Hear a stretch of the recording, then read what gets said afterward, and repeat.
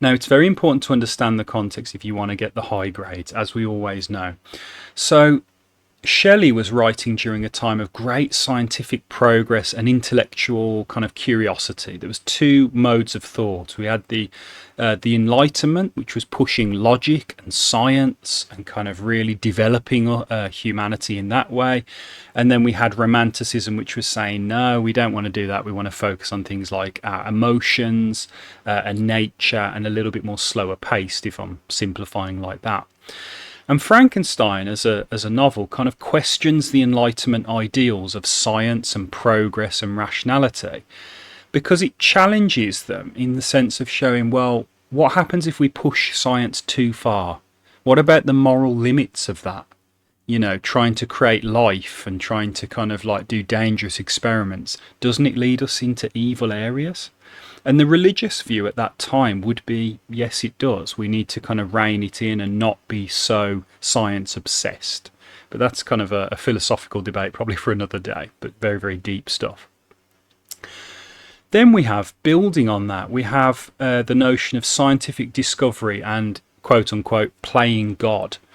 So inspired by real experiments at the time, like Galvani's work with electricity, the novel reflects real social anxieties about the dangers of unchecked scientific ambition that could end up to humankind trying to play God.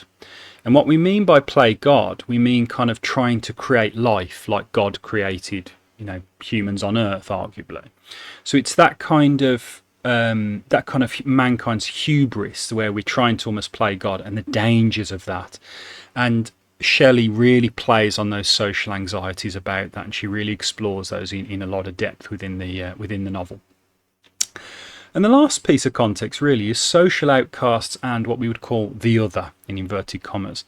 So this was written in a time of very rigid class, gender, and even appearance norms. And the creature then, who is very much an outsider, obviously, is almost an allegory or a metaphor, reflecting how society mistreats anybody who is different or who doesn't conform with the social norms at that time. And so therefore the creature kind of represents this kind of outsider, and is used by Shelley to explore the stifling kind of social norms of the society at the time. And it's very important to kind of wrap your head around that as well, because obviously the monster is very much a narrative device to explore that piece of context.